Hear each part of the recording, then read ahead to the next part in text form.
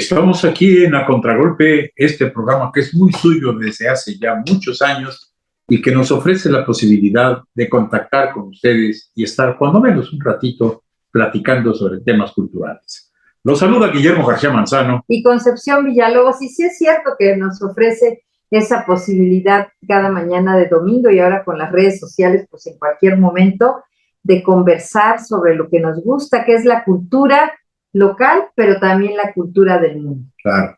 Conchita, se inició ya la preventa del libro Oaxaca Espacios Culturales. Así es, y bueno, a las personas que estén interesadas pueden contactarnos, con muchísimo gusto les atendemos a través de nuestras redes sociales, también vía telefónica, WhatsApp, pueden mandar mensaje al 951-199-7951 o dirigirse a Carteles Editores. Ya estaremos comentando poco a poco en qué consiste este libro, que es un libro de cabecera para varias generaciones, pero que muy seguramente la gente más joven pues no ha consultado o no ha escuchado de él o lo ha visto y no sabe de qué trata. Entonces, poco a poco aquí en A Contragolpe les estaremos platicando de su contenido y de este gran esfuerzo, como usted lo comentaba, licenciado, de compilación, pero también de expresión literaria que usted hace en cada uno de los más de 550 espacios culturales que integran esta obra.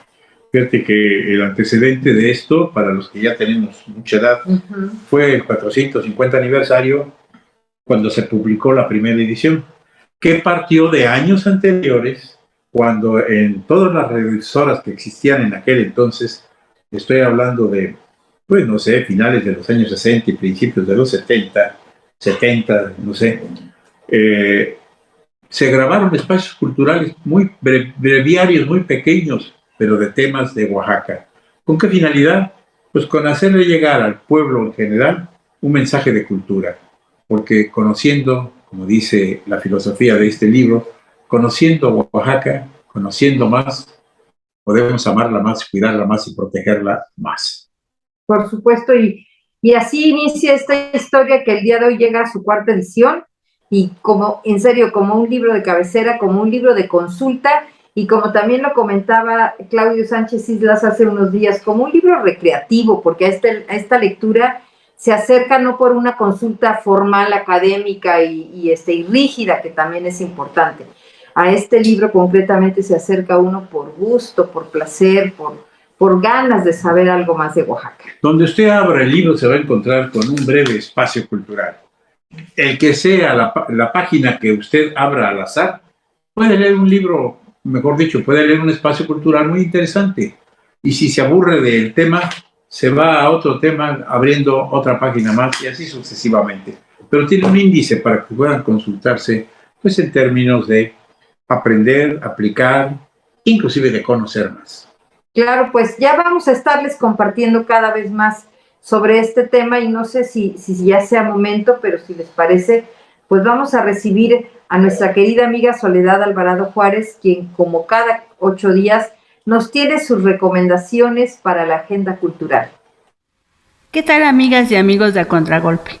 Un gusto saludarlos este último domingo de agosto del 2022 desde el Centro de las Artes de San Agustín, magnífico espacio en el que puedes disfrutar de su arquitectura, espejos de agua y la muestra Libertad y Progreso de la maestra Laureana Toledo, en la Galería Chalet de este recinto. La entrada es libre. El CASA está abierto todos los días y se ubica en Avenida Independencia sin número en San Agustín, Etla. En la Casa de la Ciudad se ha inaugurado la exposición Libertad de Roberto Zamora. La muestra está abierta al público de 9 de la mañana a 6 de la tarde y la entrada es libre. Visítala en la calle de Porfirio Díaz 115 en el centro de la ciudad. La Secretaría de las Culturas y Artes de Oaxaca invita a la presentación máster del libro Historias de Mexicanas Chidas para Niñas Chidísimas, este 2 de septiembre a las 10 de la mañana en el auditorio del Archivo General del Estado. En 2 volúmenes, estos libros reúnen 120 historias de mujeres que han logrado sus sueños en diversos espacios, ya sea como científicas, artistas, actrices, futbolistas, escritoras, entre otras, cuyos testimonios sirven de inspiración para niñas, niños y adolescentes. Las piezas escritas por Luciana Biondo son un aporte al reconocimiento de las mujeres que se han visto opacadas e invisibilizadas por el sistema patriarcal. Ambos ejemplares sirven de espejo e inspiración para infancias y adolescencias. En el marco de la virtualidad, la Casa de la Cultura Oaxaqueña inauguró su 15ª exposición en línea y se trata de Conectividad Lineal, a cargo del maestro Manuel Miguel, y ya puedes disfrutar de ella desde el portal de la CCO. Además, tienen 14 exposiciones de este tipo con artistas de la talla de Max Sanz, Sigrid Vice y Shinsaburo Takeda. Visítala desde la comodidad de tu dispositivo móvil. Y ya se está cocinando la 4ª edición de Espacios Culturales, con más de 550 textos de la pluma de nuestro querido amigo y director de A Contragolpe, licenciado Guillermo García Manzano. Así que no te quedes sin el tuyo. Participa en la preventa y aparta tu ejemplar en Carteles Editores. Me despido. Es importante continuar con los cuidados y observar el protocolo sanitario para asistir a las exposiciones y actividades presenciales. Es necesario el uso de cubreboca, la sana distancia y el lavado de manos. Sigamos cuidándonos. Recuerda que este programa, además de escucharse desde La Mexicana, también lo encuentras en nuestras redes sociales. Estamos en YouTube, en Facebook y en Spotify como A Contragolpe Oaxaca. Visítanos y regálanos un like. Y desde aquí, un abrazo y que tengan un excelente inicio de semana. Muchas gracias. Muchísimas gracias, Sol, por esta nutrida, muy nutrida agenda cultural. Gracias también por ese comentario que nos regalas a Oaxaca Espacios Culturales. Por supuesto, nuestra recomendación del día y en general nuestra recomendación a Contragolpe. Y pues ya les queremos invitar a que se queden aquí. Ya iniciamos. Nuestro tema hoy va a ser un tema delicioso. Vamos a hablar de música, de compositores, de historias de vida, de inspiración y de grandes retos a través del personaje que el día de hoy trataremos. Pero ¿qué les parece si vamos a nuestro primer corte? No sin antes agradecer a La Mexicana, que nos permite llevar este espacio a través del 570 de AM y del 94.9 de FM. También, por supuesto, agradecer a ustedes que nos reciben en Facebook, en Spotify y en YouTube. Gracias por compartir, gracias por sus comentarios. Y bueno, pues ya está aquí la invitación hecha, ya empezamos. Quédese, estamos en A Contragolpe.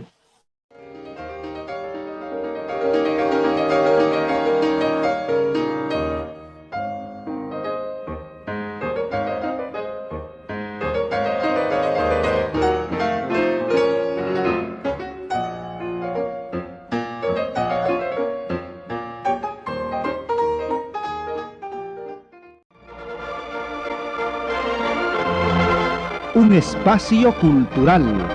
Época de oro de la banda de música del estado de Oaxaca.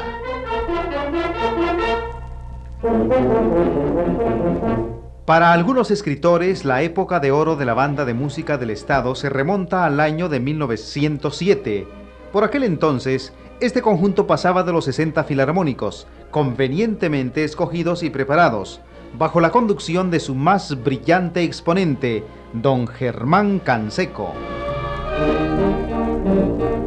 En aquel año gobernaba el estado el licenciado Emilio Pimentel, quien procuró estimular al citado grupo dentro de sus posibilidades, y al cual el anterior gobernante Martín González lo había dotado del mejor instrumental fabricado en Alemania. Pero los ensayos se verificaban diariamente en el cuartel de Santo Domingo de las 9 a las 14 horas, con excepción de domingos y días festivos.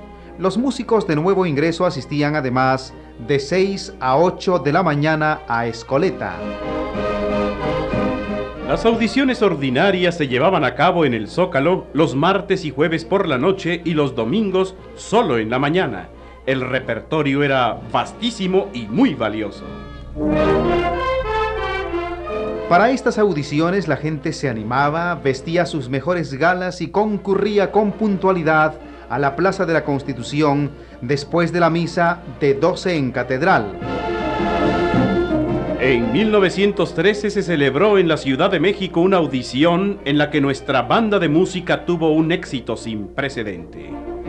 Fueron aquellos tiempos años gloriosos para este conjunto, sí, pero la gloria, la fama y la calidad se basaron en el trabajo, la disciplina, la seriedad y la unión.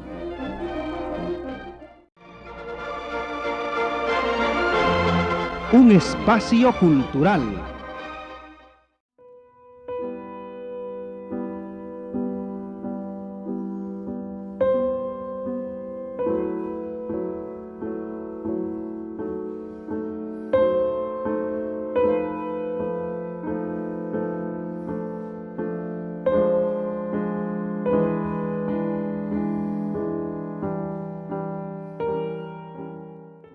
Claire van Ausdal dice: una noche, iluminada por la luna que asoma entre las nubes, un coche tirado por 4 sudorosos caballos entra traqueteando en el patio central del sombrío castillo del gran duque Constantino, gobernador de Polonia. Del carruaje desciende un muchacho de 10 años, de figura sencilla, ojos grandes y pálido semblante, a quien introducen presurosamente en el castillo y llevan por angostos pasajes hasta una cámara débilmente iluminada. Ahí está el duque sentado al lado de una chimenea cuyas ascuas van extinguiéndose poco a poco. El aristócrata es víctima de una dolencia que en ocasiones lo impulsa a deshogarse con violenta furia. Ahora sus ojos están fijos, con intensa mirada, y sus manos se aferran firmemente a los brazos del sillón. Andando de puntillas, sus acompañantes llevan al niño hasta un piano de cola. Es un instante, y en él se perciben delicados sonidos musicales, infinitamente dulces, viejas melodías maravillosamente armonizadas, breves arpegios y deliciosos acordes que suenan como minúsculas campanillas. Transcurren los minutos y entonces se produce una fantástica transformación en la expresión del duque. Sus ojos pierden la opacidad de la mirada fija y sus manos se aflojan. Solo una música ejecutada al piano con una exquisita gracia puede liberarlo de los embates de su enfermedad. Y ahí ha de ser el pequeño Federico Chopin quien la ejecute. El niño ha sido llevado allí una y otra vez para aliviar a esta tormentosa criatura. Federico Chopin, cuyo nombre pasa a la historia como un símbolo de música gloriosa. Qué bonito inicio y qué bonita introducción, licenciado, nos comparte para iniciar con esta historia de vida que decíamos hace un momento, habla de esfuerzo y habla de habilidad, porque Chopin nace en una noche, cuentan sus biógrafos, en el mes de marzo, en el siglo que es 19, y él al nacer se dice que su padre interpretaba el violín mientras su madre estaba en la habitación contigua en labor de parto. Sí, él prácticamente, el papá era francés, que por no tener el trabajo correspondiente en Polonia, pues llega hasta París, llega hasta Varsovia. Y en Varsovia se convierte en un maestro instructor que, entre otras cosas, encontró como tutor a una bella joven rubia de ojos intensamente azules. Ella tocaba el piano y él la flauta. Después de 4 años de noviazgo, contrajeron nupcias. Federico Chopin fue el segundo de 4 hijos y desde muy pequeño demostró su inclinación hacia la música, lo que enorgullecía a sus padres, que se sentían verdaderamente gozosos al ver que ese niño era un prodigio, pues ya pequeñísimo comenzó, pues no sé, a los 8 años creo, no antes, a componer algunas melodías y a ejecutar el piano en una forma magistral. Y también le gustaba el canto, porque la mamá tenía, así como el papá era maestro, era instructor, la mamá era una mujer que tenía muy buena voz y que siempre procuró, siempre en su casa procuraron que tuvieran esta instrucción musical, y él era el hermano que tenía más facilidad y más acercamiento, y por lo tanto, pues los padres lo impulsan para que siga estudiando.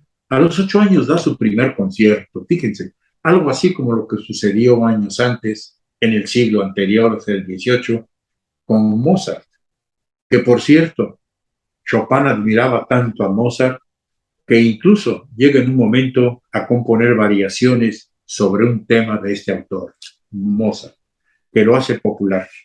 Creo que hay un profesor de él que, pues un profesor de piano muy prestigiado en Varsovia, su nombre era Adalberto Siwani.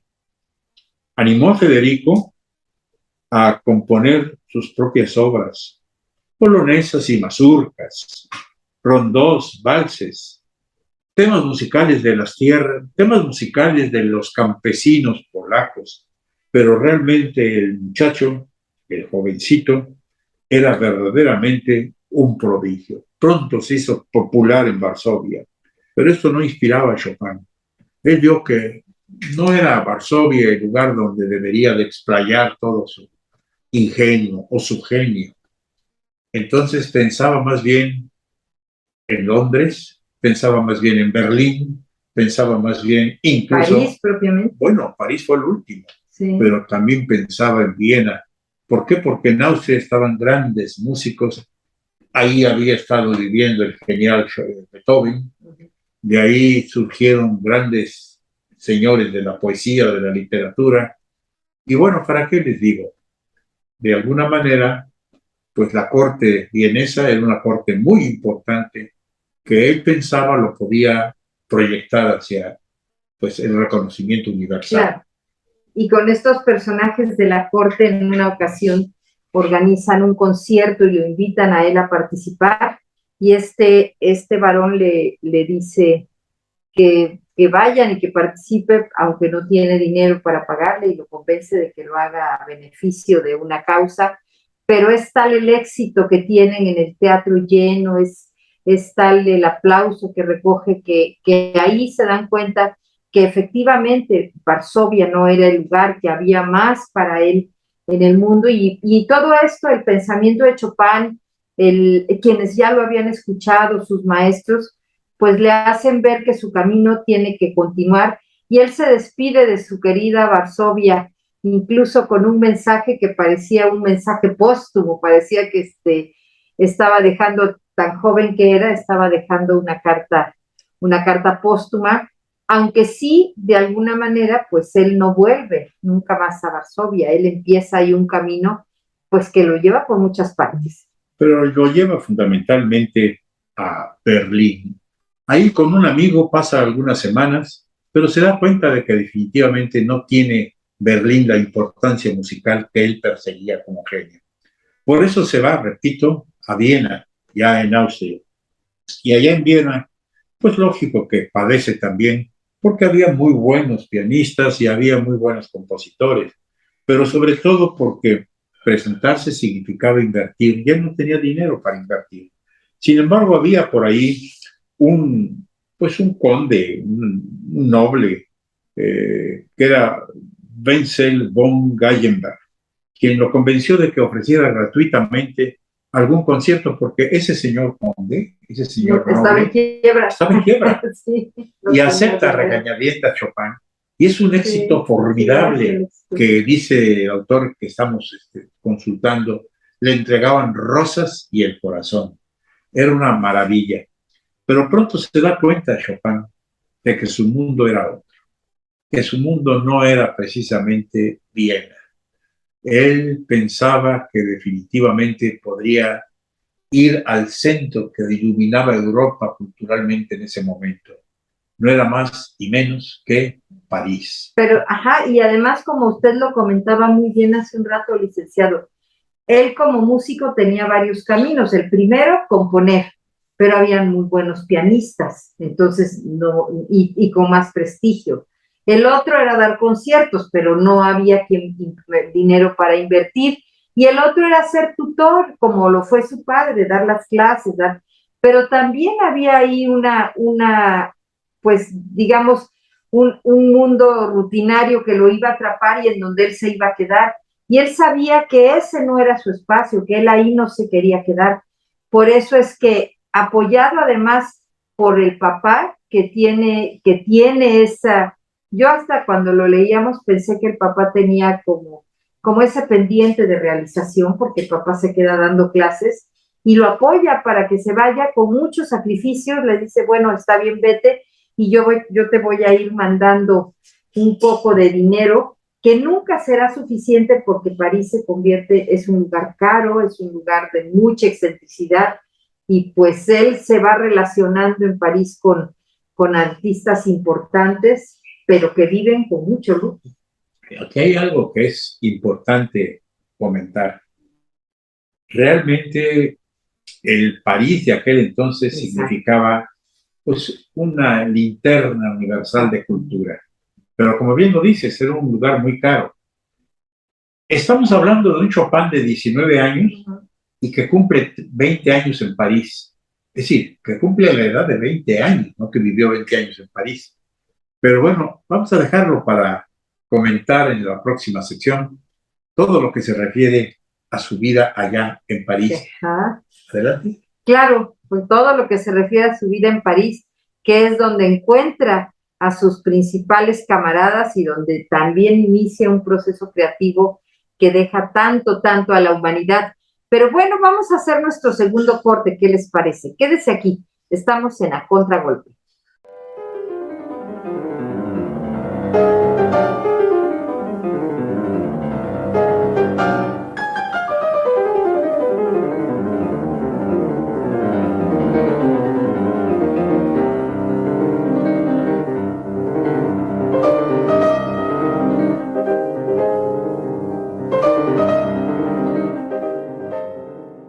Pues ya estamos de regreso en A Contragolpe, estamos haciendo una revisión, ahora sí que por la vida y obra de Federico Chopin, y estamos hasta hace un momento en esta ocasión en que él recibe la noticia de que su querida Varsovia había sido invadida por las tropas rusas.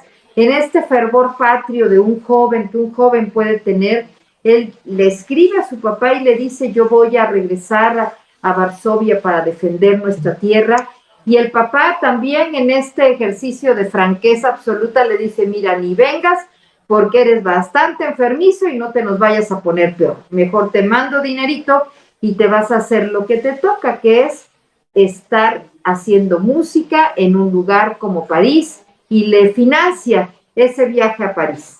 Pero bueno, por aquellos días recibe la noticia de que ya cayó todo Polonia. Y entonces él, inspirado en el fervor patrio, compone una delicadísima pero aguerrida pieza musical llamada El Revolucionario, en donde la mano izquierda del piano hace prácticamente todo. Recorre de lado a lado el piano mientras confirma la mano derecha algunos acordes. Muy hermosa melodía que ojalá pudiéramos escuchar. Bueno, pero ya estando en París, pues realmente no le alcanza el dinero, como decía Conchita, porque París era muy caro.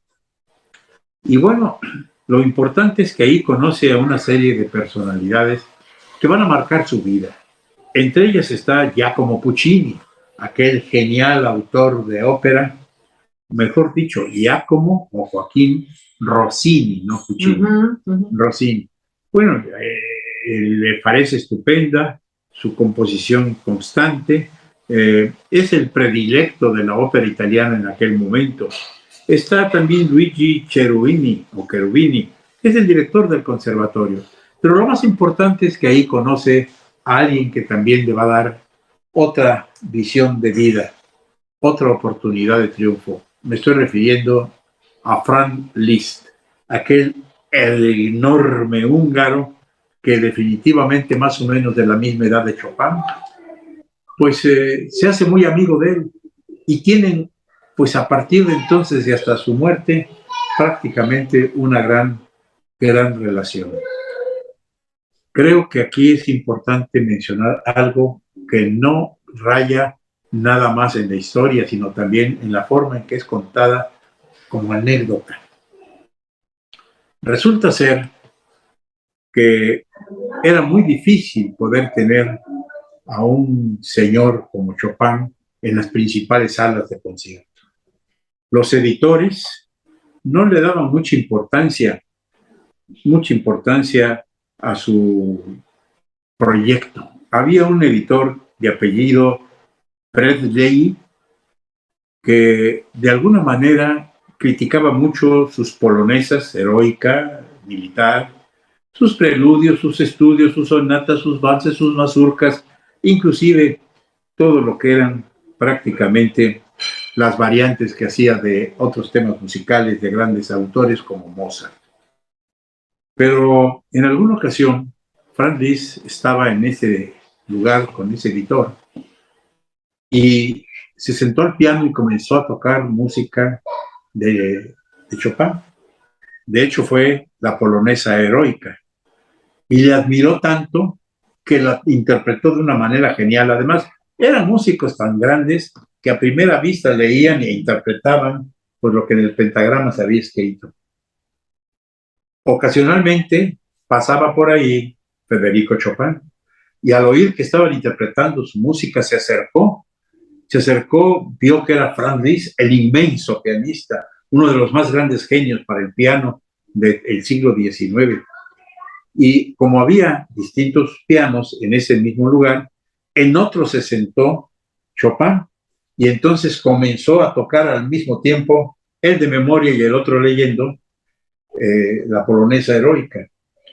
Ojalá la escuchen, la mano izquierda es primorosa, pero la mano derecha tiene un sentimiento único. Bueno, pues entonces, a partir de entonces, se emocionó tanto Liszt que lo promovió. Era difícil, no lo aceptaban a Chopin porque era otro estilo, otra música.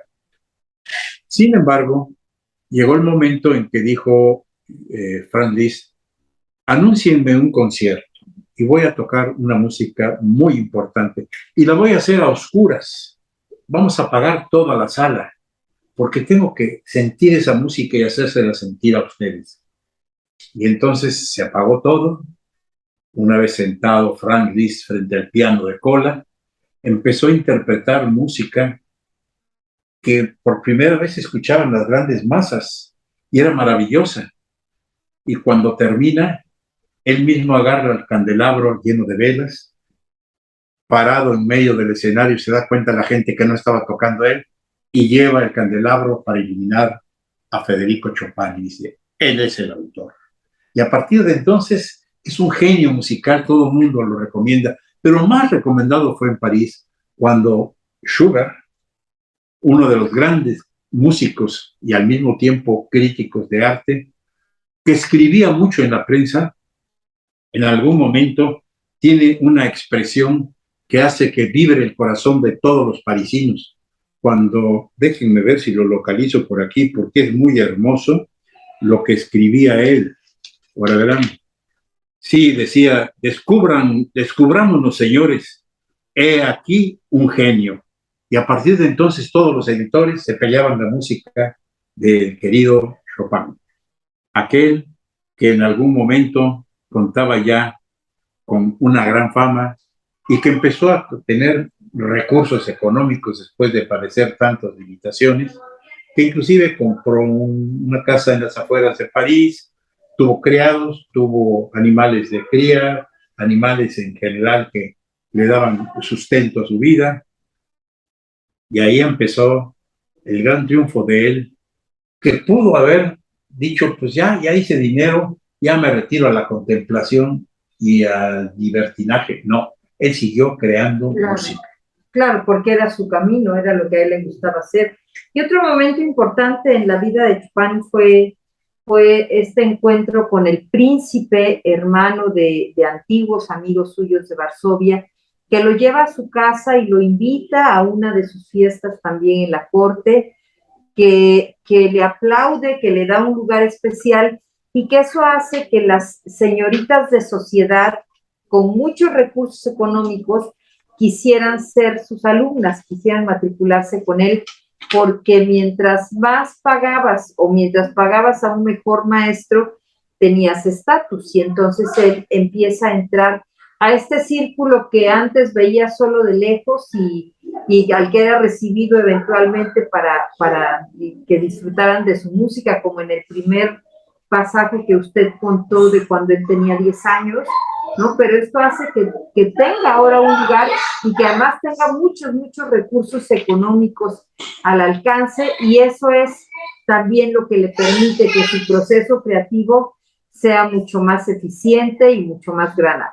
Es precisamente la invitación que le hizo Radziwiłł, que era su gran amigo polaco, en donde le dijo: acompáñame a una recepción en la casa del barón Rothschild, algo así, pero no sé pronunciar. Y bueno, era un personaje famoso. La baronesa de Rothschild, que era la esposa de este señor, quiso ser sus discípulas, y obviamente las demás damas de sociedad se convirtieron en lo mismo, sus discípulos. Y yo quiero hacer una aclaración. Hace un rato dije que Schubert era un crítico. No, era Robert Schumann, otro gran músico y crítico, el que dijo: descubrámonos, señores, he aquí un genio. Bueno, los 10 años siguientes a su gran triunfo en París, pues prácticamente acumuló una fortuna, pudo haberse dedicado, repito, a los placeres. Sin embargo, siguió componiendo hasta que llegó a su vida un personaje muy importante. Pero ¿qué les parece si vamos a otro corte y luego ya comento de ese gran personaje vestido de hombre? Claro, pero hay que decir, y antes de mencionar, cuando dice vestido de hombre estamos refiriéndose obviamente a una mujer, por eso es tan llamativo y esta presencia, pero antes él tiene una serie de relaciones, una serie de encuentros amorosos.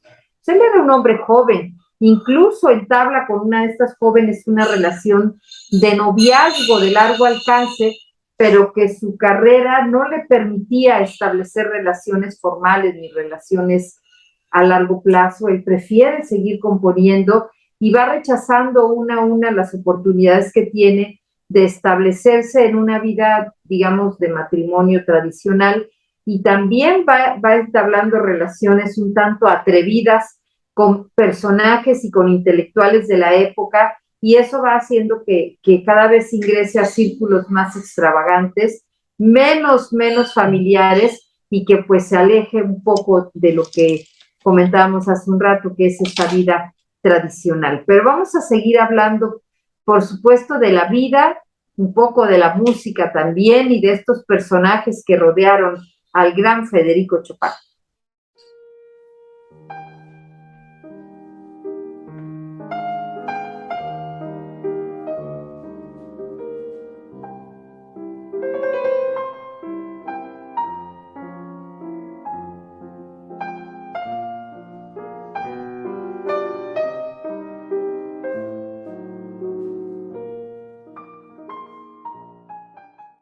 Pues ya estamos de regreso aquí en esta revisión de la vida de Federico Chopin, y decíamos que en estos salones, que en estos espacios de la cultura, del arte, de la creación, él va y se encuentra en una de estas reuniones con una mujer cuyo arreglo era extraordinario, porque estamos hablando de la gran escritora también, George Sand, quien en esa época, quien en ese momento de la historia, pues para poder publicar y para ser tomada en serio, pues tenía que vestirse de hombre y actuar como hombre. Entonces llama poderosamente su atención, no por la belleza física, porque no era una belleza clásica la de ella, sino por la postura, por el porte, por el atrevimiento, por la gran inteligencia que ella tenía. Era una escritora que firmaba como hombre, pero que tenía un lugar en las letras de la época. Y la describen como esta mujer que fumaba, que tomaba como ellos, que hablaba al mismo tiempo que ellos, que se vestía de traje, dejaba su cabello largo, pero se vestía con traje de hombre y maquillaba, y prácticamente no se maquillaba. Y él, aunque al principio dicen que la relación entre ellos no fue de armonía y muchísimo menos romántica, fue un encuentro más bien distinto. Él es atraído por ella en este sentido, y a ella él de alguna manera le atrae, tienen algunas diferencias de opiniones y de cosas, hasta que ellos se van acercando y van estableciendo una relación muy larga y a veces sí muy tormentosa. Y está hablando Conchita nada más y nada menos. Creo que eso no le va a decir nada a nadie. Su nombre era Aurora Dupin. Claro. Escribe Dupin. También francesa ella. Y como bien lo dice, pues no era no era una exhibición de machismo. Era la demanda de que fuera aceptada como ella quería vivir y sobre todo que aceptaran su obra literaria.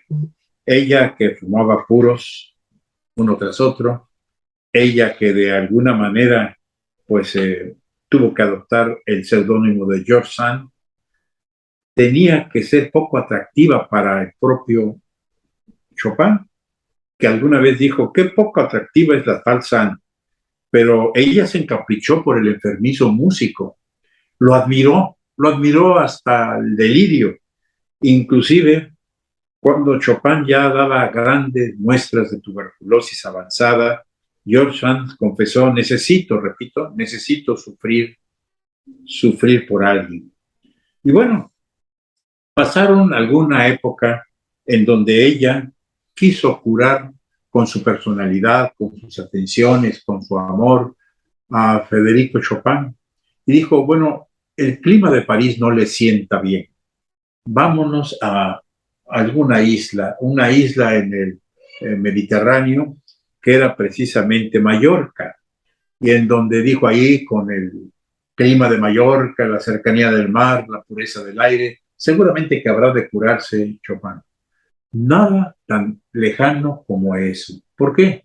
Porque Mallorca tenía, cuando ellos llegaron, grandes vientos, grandes lluvias, mucha humedad, y desde luego, pues en lugar de tener un lugar donde alojarse que tuviera todas las comodidades, fueron a caer en una casa que no estaba bien instalada y en donde prácticamente desprovista de chimenea y con torrenciales lluvias que penetraban por los techos, tuvieron la necesidad de pues protestar. Chopin para entonces comenzó a toser intensamente y no les quedó otro remedio más que salir de ahí en el primer barco que le tocó llegar a Marsella, al puerto de Marsella. Bueno, ya llegado al puerto, que le tocó ir al puerto de Marsella, que llegando ahí a Marsella es donde Chopin se metió en una casa de campo de George Sand y ahí vivieron más o menos bien, con altibajos en su salud. Con altibajos en su salud, con altibajos en su relación, entendemos hasta que tienen que darla por terminada al final, pues porque ya era insostenible.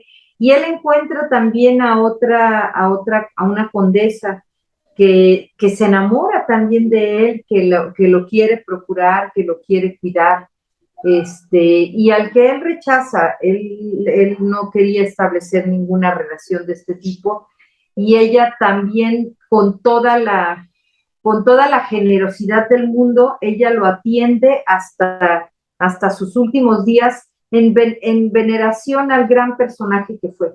O sea, porque ella sabe que él merecía todo lo que merecía por lo que había dado al mundo, por lo que había creado.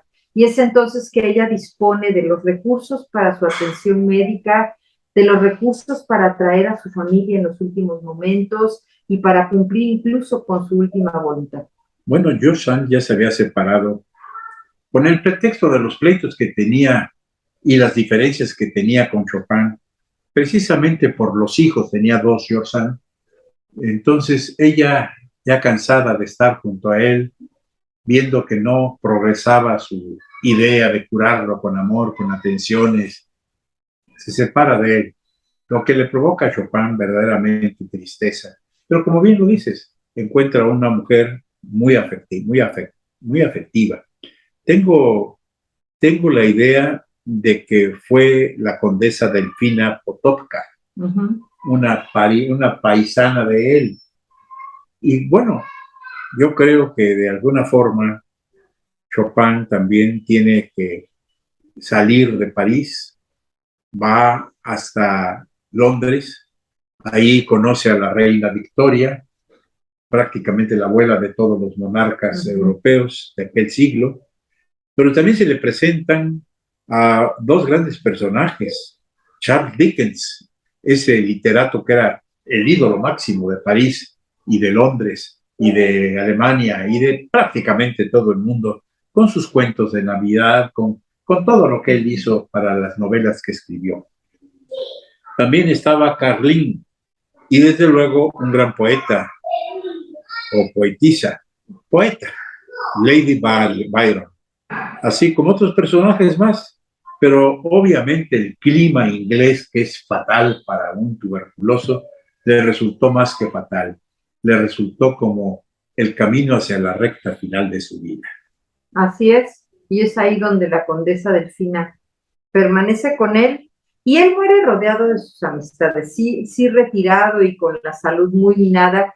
Dicen que era evidente que cada vez él estaba más delgado, cada vez estaba más débil, cada vez podía presentarse menos, podía trabajar menos, y es ahí donde pues es de aceptar que el destino está por cumplirse. Y yo no sé, pero hay biógrafos que afirman que su última voluntad era que su corazón fuera llevado a escondidas a su natal Varsovia, donde tendría que ser enterrado. Y es esta condesa Delfina la que paga el viaje de sus familiares para que después regresen y cumplan la voluntad de Chopin. Bueno, yo creo que aquí hay algo que parece inexplicable. ¿Cómo es posible que una enfermedad tan difícil, tan dura, tan contagiosa como la tuberculosis, o tisis, que también se le llama, cómo es posible que haya sido tema de grandes obras literarias? La Dama de las Camelias, Margarita Gautier, desde luego, pues la vida real de Chopin y muchas otras personas que fueron motivo de haber contraído esta terrible y dolorosa enfermedad. Pero ¿cómo es posible que hubo gentes que se acercaban a ellos, se enamoraban y no se contagiaban? Yo no soy médico, no sé, no entiendo. Como sabe que hay, por ejemplo, lepra, dos tipos de lepra, una súper contagiosa y otra que no te contagia. No sé, tal vez algún médico lo pueda explicar mejor, ¿no? Pero bueno, ese hombre, Federico Chopin, que había nacido en 1810, en febrero de 1810, deja ya la existencia después de que, con los ojos cerrados en lágrimas, la condesa le cierra sus últimos ojos a Chopin, sus últimos párpados. Desde luego, 2 días después de que estuvo recluido en un hospital, el 17 de octubre de 1849, a los 39 años de edad, muere el gran Federico Chopin. Aquel hombre que engalanó con la armonía, la melodía, con nuevos y maravillosos colores, y que fue prácticamente un romántico absoluto de la música, alguien cuyo corazón hace vibrar al más difícil, al más crudo, al más fuerte, como lo fue aquel que mencionamos en un principio. Chopin logra una poesía permanente, perenne y viva con su música, la cual, escrita hace ya casi 200 años, sigue siendo presente en las grandes salas de concierto, en la discografía mundial y desde luego en el corazón de todos los que amamos la buena música.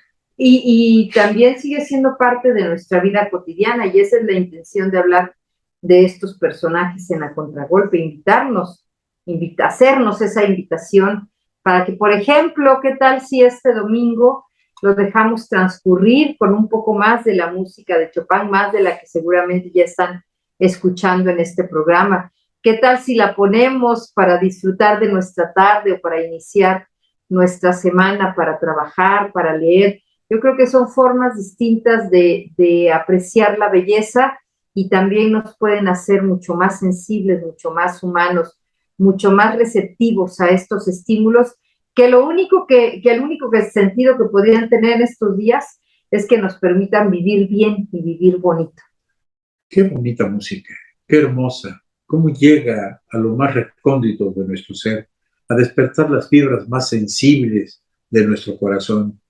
Federico Chopin, desde luego, un genio inmortal que dejó la música inmortal. Lo interpretó un gran actor norteamericano, Cornel Wilde, en una película llamada, si no mal recuerdo, Melodía Inconclusa. Y la verdad es que pues no se alejó tanto de la realidad, aunque desde luego Hollywood siempre le pone el granito de sal a todo lo que hace para darle cierta sensacionalidad. Bueno, yo creo que les ha de haber gustado este programa. Seguramente que sí les gustó muchísimo y pues esperemos que la próxima semana también nos acompañen porque estaremos tratando con ustedes otros temas de nuestra cultura que deben estar sobre nuestra mesa y que pueden propiciar buenas conversaciones en días familiares como lo es el domingo. Bien, entonces, Conchita. Pues ya nos despedimos. Muchísimas gracias, Soledad Alvarado, por tu agenda cultural. Gracias, Sobeida Toledo, por el manejo de las redes sociales. Muchísimas gracias a Eder San Germán por la edición de este programa. Gracias a ustedes que nos reciben, que nos prestan el favor de su atención a través de estas frecuencias de la Mexicana, 570 de AM, 94.9 de FM y también a través de nuestras redes sociales. Nos vemos la próxima semana y no nos resta más que recordarles que la semana empieza en domingo y en domingo vamos a contragolpe. El próximo domingo, en punto a la misma hora, 10 de la mañana, estén con nosotros, por favor, para recibir un mensaje más a contragolpe en términos de cultura. Hasta entonces, Concepción Villalobos y Guillermo García Manzano les decimos muchas gracias.